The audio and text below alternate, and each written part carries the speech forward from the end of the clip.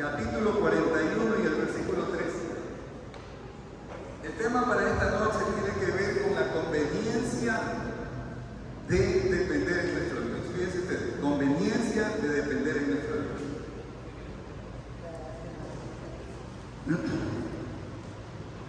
Ya tenemos todo, ¿no? Isaías capítulo 41, el versículo 13.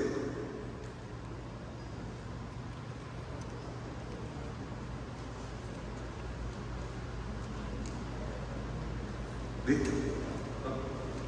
Dice así la palabra de nuestro Dios: porque yo, Jehová, soy tu Dios, quien te sostiene de tu mano derecha y te dice, no temas, yo te ayudo. Una vez más, porque yo, Jehová, soy tu Dios, quien te sostiene de tu mano derecha y te dice, no temas, yo te ayudo. Amén. Bien, el tema tiene que ver con la conveniencia de depender de nuestro Dios. Y aquí hay dos palabras interesantes, ¿verdad? La primera es la conveniencia. Y conveniencia tiene que ver con sacar algo de provecho, que sea de utilidad, que sea de beneficio, que sea de interés y que es una oportunidad para cada uno de nosotros.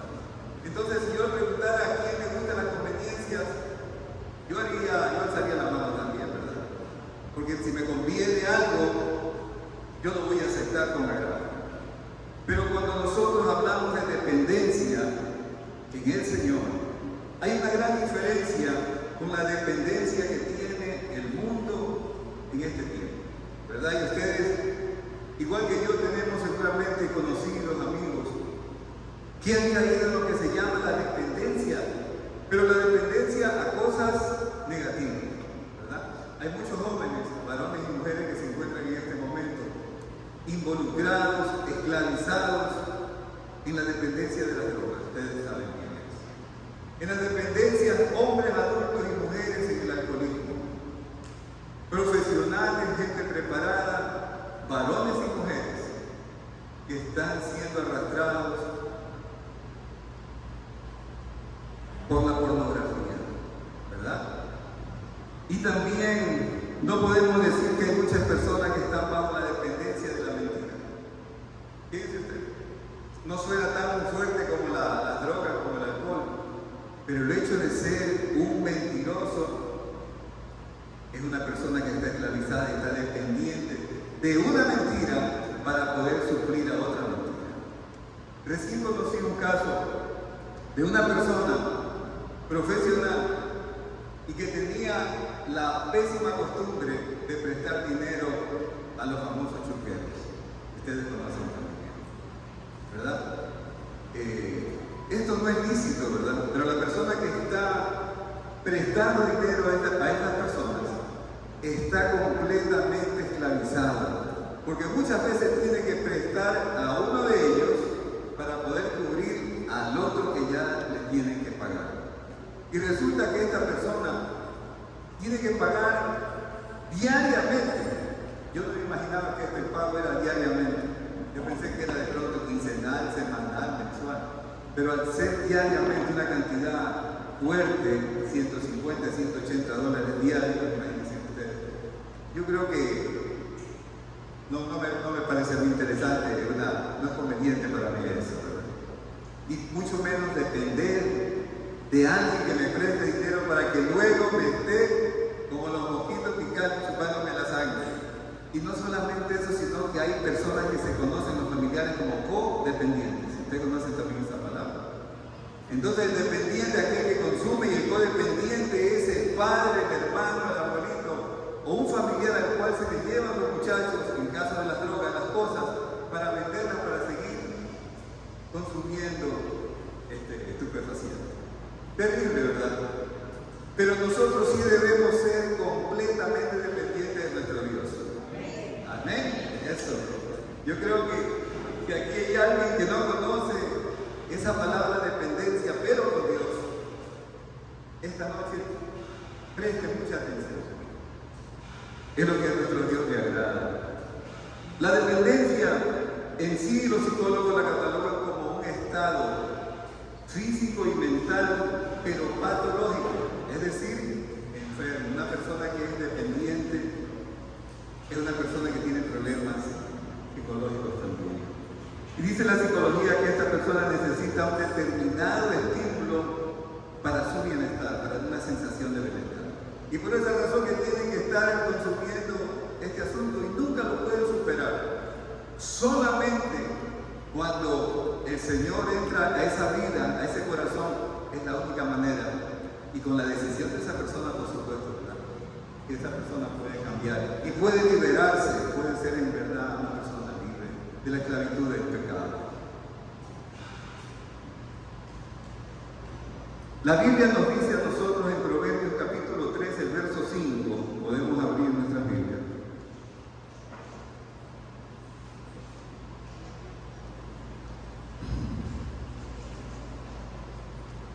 Confía en el Señor de todo corazón y no te apoyes en tu propia prudencia.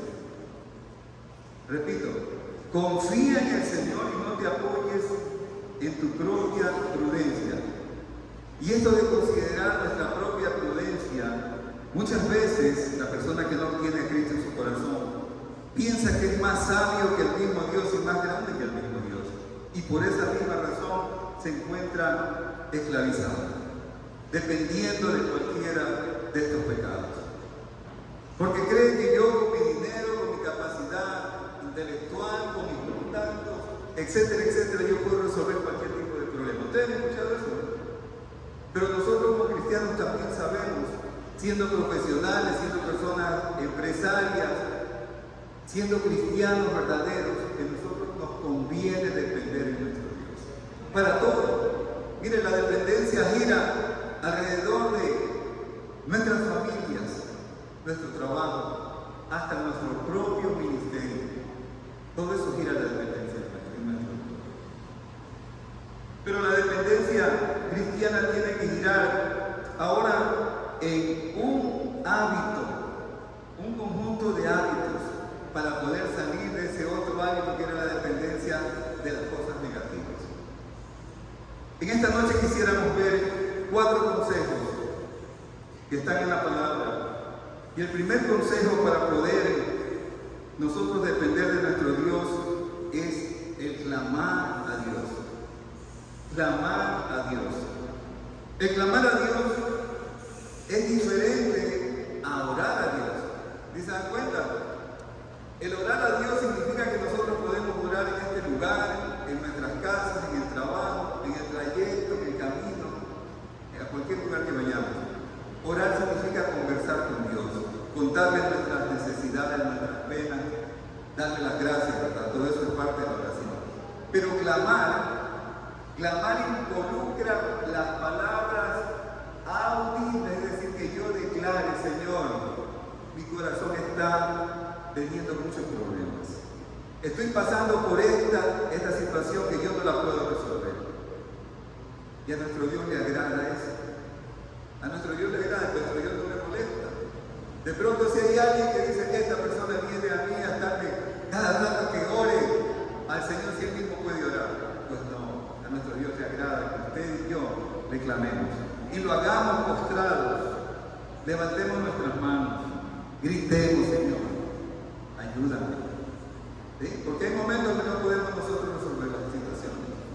Entonces, clamar a Dios significa gritarle, decirle a Él, Señor, ayúdame, bendíceme. Pero en ese clamor debe llevar implícitas 2 cosas importantes. Primero, ese clamor debe llevar la fe por delante, de saber que nuestro Dios nos escucha y nos va a responder en su tiempo conforme a su perfecta voluntad. Amén. Eso es muy importante, porque a veces podemos decir, no, yo clamo al Señor y el Señor me responde positivamente enseguida. No es así tampoco. Nuestro Dios responde porque Él es soberano en el tiempo y conforme a su perfecta voluntad. Amén. Veamos unas citas bíblicas del Antiguo Testamento en primer lugar, en Jueces capítulo 3, el verso 9. A ver, mi hermano, ayúdame.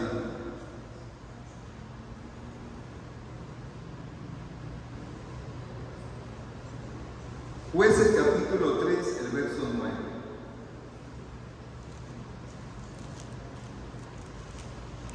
Dice así: entonces clamaron los hijos de Israel a Jehová, y Jehová levantó un libertador a los hijos de Israel, y los libró, esto es, a Otoniel, hijo de Cenaz, hermano menor de Caleb.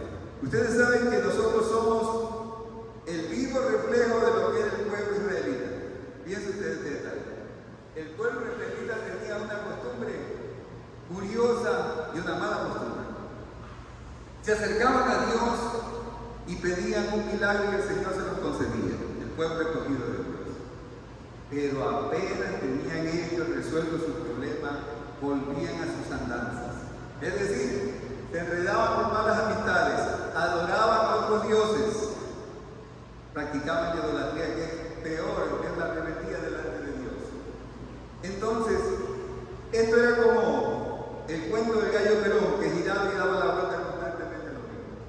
Y el Señor en esta ocasión, el pueblo le dice: Padre, estamos siendo 8 años gobernados por un rey. Este rey se llamaba, no tengo el nombre de esta persona, Husán-Risataim, era el rey de Mesopotamia. Husán-Risataim. 8 años. Entonces ellos comienzan a clamar, a gritar, a decir: Señor, ayúdanos, envíanos un libertador. Y el Señor una vez más le concede a Otoniel. Por eso ustedes ven este pasaje así, ¿no? Pero nosotros también hacemos lo mismo. Muchas veces cuando el Señor nos resuelve nuestro problema, nos ayuda, vienen a nuestra mente malas influencias y nosotros pensamos: quiero regresar una vez más a la vida del pecado. Pero el Señor no le agrada para nada a Él. El Señor quiere que nosotros dependamos en Él en obediencia, ¿verdad? Por eso, la oración tiene que llevar fe, tiene que llevar ese clamor, fe, para esperar en el Señor. El Señor va a resolver, pero yo tengo que también aplicar la obediencia. No puede ser posible que nosotros, como un hijo desobediente, nosotros recibimos las bendiciones de un padre y luego nosotros hacemos lo que nos parece.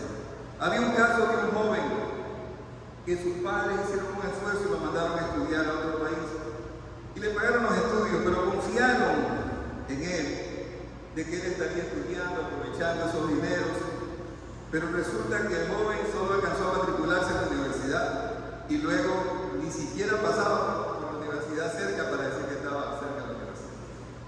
Cuando la mamá, después de 2 años, porque confiaban en este joven, de que avanzaba, de que había culminado el semestre y etcétera, etcétera, cuando dice la mamá: bueno, yo quisiera ver las calificaciones. Cuando esta persona se da cuenta, tuvo que viajar a este país y lo que encontró es que el rector le dijo: pues aquí está matriculado, pero nunca más asistió a la clase. Ustedes se imaginan esa decepción que tuvo esa madre y ese padre. Terrible, ¿verdad? Una pérdida de dinero y una pérdida de tiempo en un joven. Y sobre todo que él tenía conocimiento de Dios. Pero más pudo la influencia de sus amigos, entre comillas, para que él se rebelara y no aprovechara esa bendición. También el clamor debe llevar implícito la humildad. Miren, nuestro clamor debe llevar fe en que nuestro Dios nos escucha. Y humildad cuando yo me acerco a Dios con mi corazón contrito y humillado, como dice la palabra. Me abro y le cuento: Señor, yo no merezco esto, pero yo te pido que tú obres a mi favor. Ten misericordia. Miren, estas palabras, pero sinceras, no son palabras por conveniencia, palabras sinceras, demuestran que nosotros queremos depender en el Dios Todopoderoso.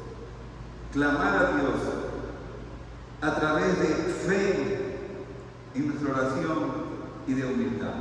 Veamos Proverbios capítulo 11, el versículo 2.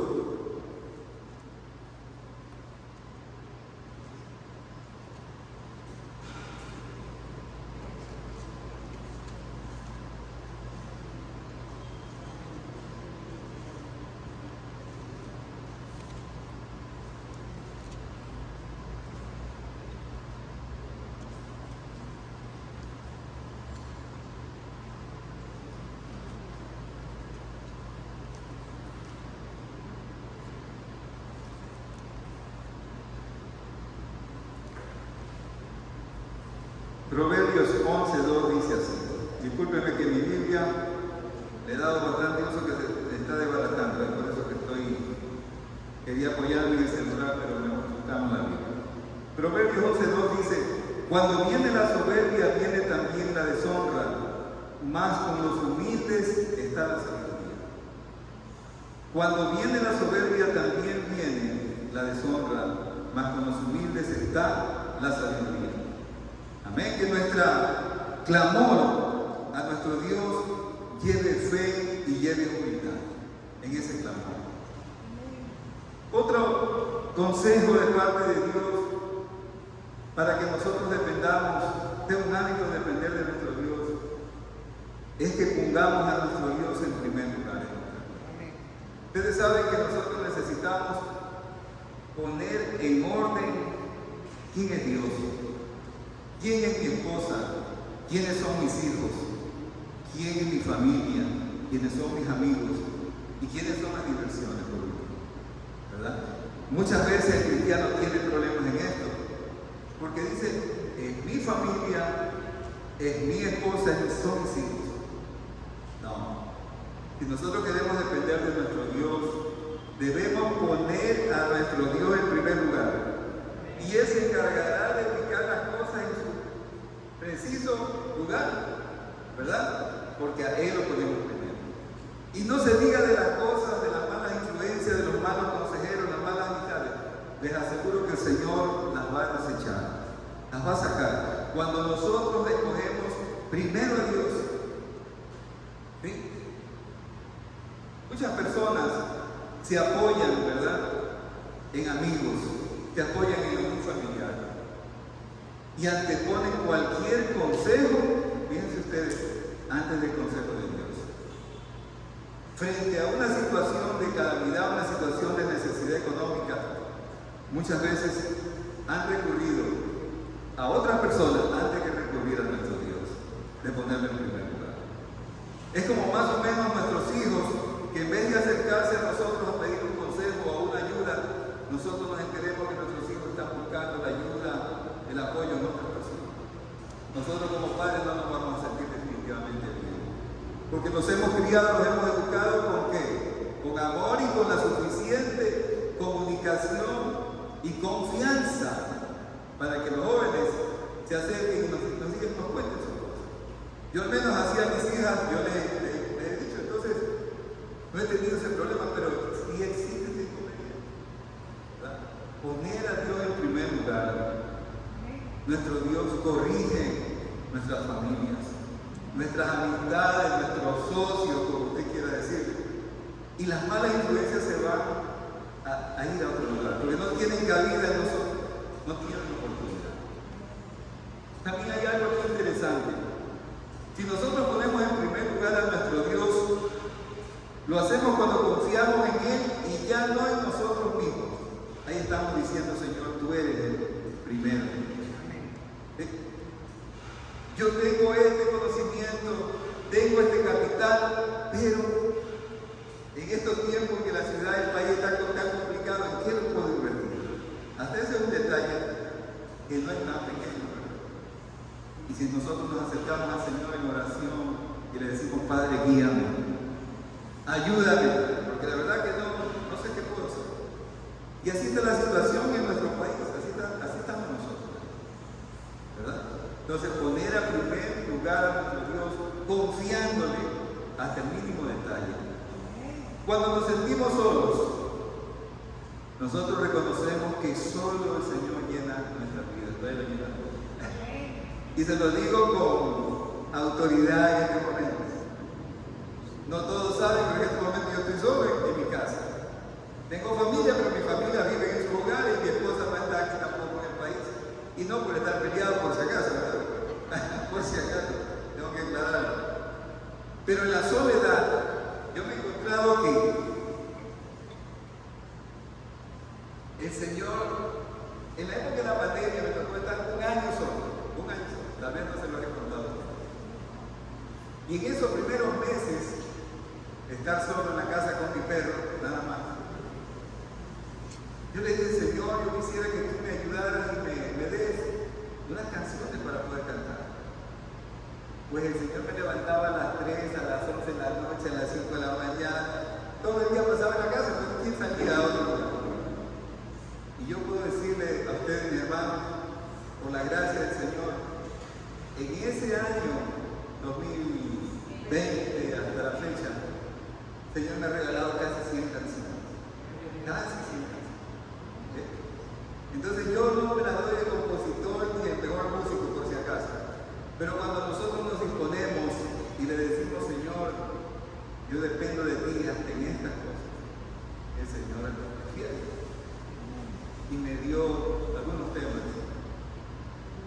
También, cuando nos encontramos molestos, fíjense ustedes, buscamos a nuestro Dios y le debemos decir, Señor, trata con mi corazón, porque no lo puedo controlar este carácter. ¿Sí? Y el Señor lo hace, porque nosotros buscamos depender de Él. ¿Y se dan cuenta? No lo podemos resolver en nuestras propias fuerzas. Cuando nosotros estamos atravesando por pérdidas familiares, pérdidas económicas, etc., nuestro Dios torna ese lamento en gozo. ¿Sí? Eso no queda solamente en ese cántico, tú has cambiado mi lamento en baile, etc. No, en verdad. El Señor nos trae esa verdadera paz, ese verdadero gozo, que no lo conseguimos en ninguna otra parte, que no lo podemos comprar con la mayor cantidad de dinero que tengamos. ¿Sí? Solo esto es un regalo de parte de Dios, de depender de Él. ¿Saben que el pastor yo le dije este tema y me dice, pero no le ponga como lo tenía yo, póngale la conveniencia de depender de Dios? Entonces me sugirió esto. Y pensándolo bien es así, porque nos conviene a nosotros depender de Dios. Es el mejor negocio, ¿verdad? Un cristiano, un esposo cristiano, ya no tiene que estar gastando dinero en dos mujeres, no tiene que estar botando el dinero en otros lugares, tiene que concentrarse en atender su negocio, atender su casa como correcto. ¿Qué se dan cuenta? ¿Cómo no nos puede convenir eso? Solo una persona necia, una persona que está esclavizada en el pecado, podrá disfrutar, pero por poco tiempo. Ese placer trae solo poco tiempo. Y luego las consecuencias ustedes y yo las conocemos, ¿verdad? Pongamos a nuestro Dios en primer lugar. También, otro consejo de parte de nuestro Dios: cuando vengan las dudas y los temores, resistámoslos en el nombre de Cristo, porque siempre aparecen esas dudas y esos temores. Pero debemos resistir en la dependencia del Señor, no en nuestras fuerzas tampoco. No es saludable. ¿Saben? El otro día, yo me levanto por lo regular a las 4 de la mañana. Y a las 5 de la mañana voy a la terraza en mi casa y me pongo a hacer ejercicio. Unos 30 minutitos, voy caminando, escuchando música cristiana. Y el otro día me apareció una cosa que nunca me había aparecido. Se me vino una idea horrible, ¿verdad? ¿No? Yo estaba en el tercer piso, imagínense ustedes, y por mi mente pasó un momento, está solo. A nadie le interesa, tírate con la terraza. Les prometo, te lo confieso. Aquí hay unos hermanos en la fe que frecuentamos siempre en mi casa. Pero así me ocurrió en esta semana, ¿no? Y le dije al Señor, Padre, esto no puede ser posible. Y apareció una canción yo estaba escuchando una canción de la hermana.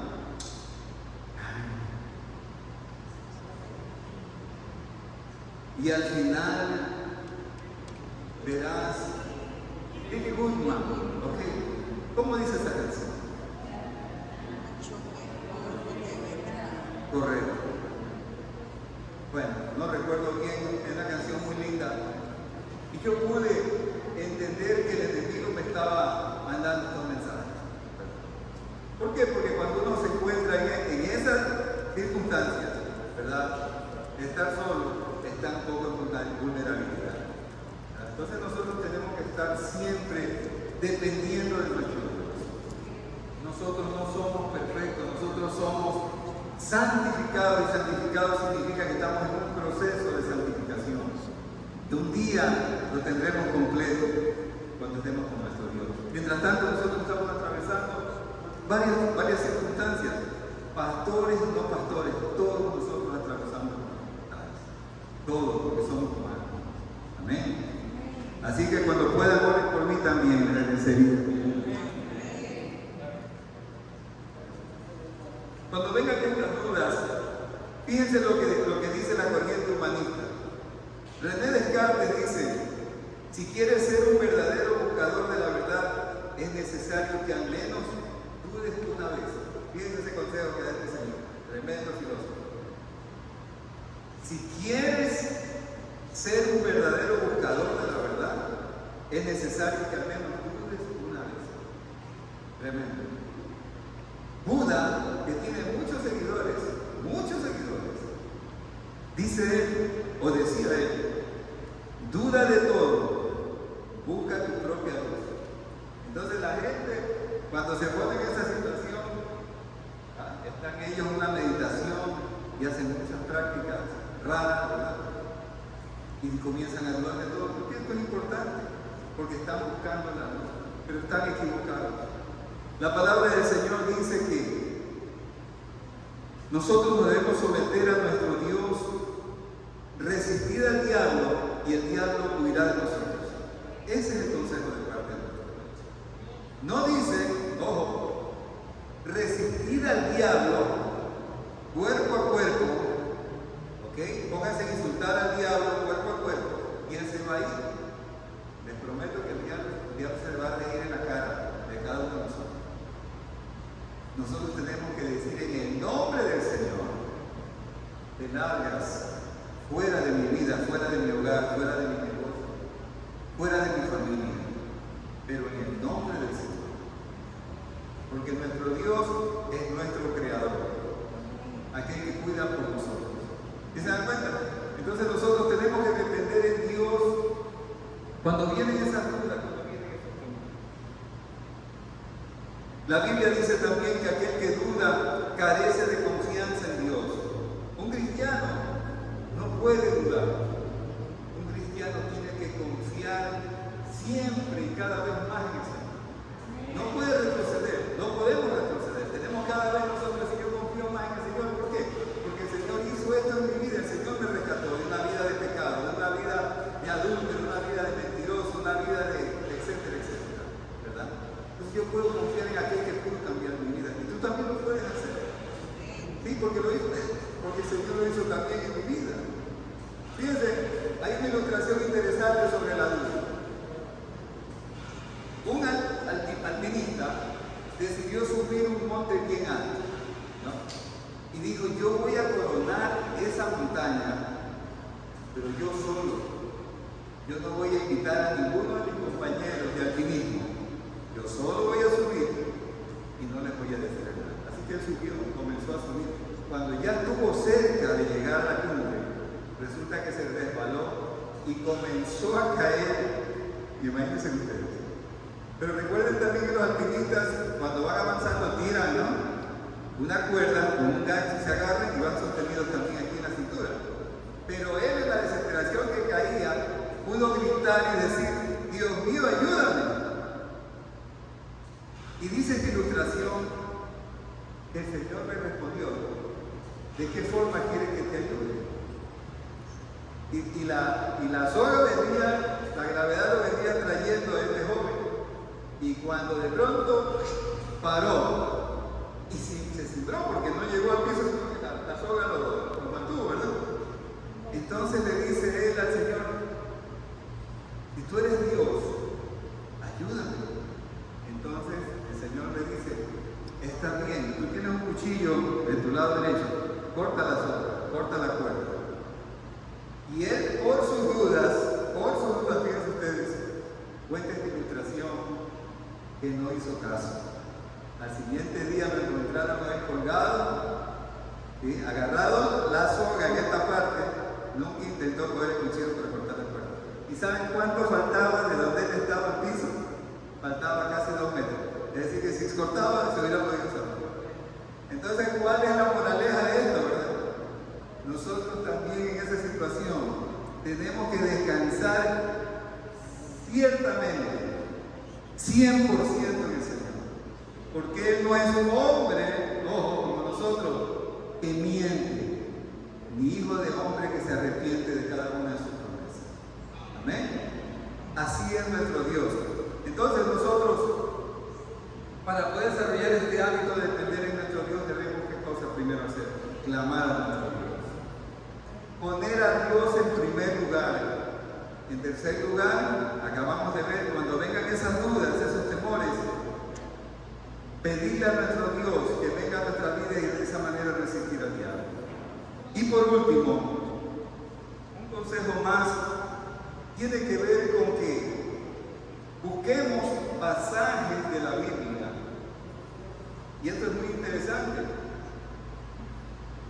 Pasajes de la Biblia que nos recuerden las promesas del Señor. ¿Sí? ¿Qué dice Filipenses 4:13? Amén. Lo sabemos de memoria, ¿verdad? Interesante. Y aquí hay otros pasajes más también. Estos pasajes no solamente debemos leerlos, debemos memorizarlos, debemos guardarlos en nuestro corazón, en nuestra mente, sino que tenemos que hacer lo más importante: ponerlos y compartirlos. Ahora en la tarde justamente conversaba con mi hermana Silvia, con tu mami, la mamá del pastor. Conversábamos por teléfono y me decía: hermano Cayo, los tiempos están bien complicados ahorita, ¿verdad? Por supuesto, digo, hermana, las noticias, lo que están diciendo no es que esto es... No se puede confiar en absolutamente en nadie. Si la gente de izquierda se queda de lo de la derecha, lo de la derecha tiene la oportunidad de quedarse de izquierda. Si la gente que quiere descansar en un policía, pues hay en todos los estamentos, en policía, en Fuerzas Armadas, jueces, fiscales, etcétera, etcétera, todos tienen problemas en este momento. Entonces nuestra confianza tiene que estar solamente en el Señor. Yo quiero depender en el Señor. Cuando vienen los ataques del enemigo a mi mente, cuando vienen las tentaciones, cuando vienen las dudas, ¿qué tengo que yo tener? ¿Verdad? Tengo que estar yo armado, tengo que estar preparado para presentar defensa al enemigo. ¿Sí? Cuando nosotros tenemos que hablar a otras personas del Señor acerca de nuestra fe, el consejo del Señor, ¿cuál es? Que nosotros tenemos que estar preparados para presentar defensa de nuestra fe a todo aquel que nos demande, que nos pregunte, que nos diga: ¿por qué tú eres cristiano? ¿Por qué tú eres cristiano? ¿Qué le vamos a decir? No porque mi papá me llevaba de chiquito a la iglesia, no porque mi esposa me llevó y por eso estoy yendo a la iglesia, no porque mi esposo es el que buscó primero y por eso va a la iglesia. No. Yo puedo decir que Cristo es mi Salvador porque yo antes llevaba una vida de pecado. Si no hubiera tenido ese Salvador en mi vida, yo seguiría y tal vez ya me hubiera hasta muerto. Y yo te puedo decir en verdad que Dios es real. Amén. Y Dios es real. Entonces, si hay esas dudas, si hay esas preguntas, nosotros las tenemos que absolver con la palabra de Dios. Pero la palabra de Dios, por más viejita que esté en la Biblia, lo que sea, ¿verdad? La palabra de Dios tiene que estar en mi mente y en mi corazón. Y tengo que vivirla. Y no nos sirve de nada. Puede tener alguien una Biblia, Thompson,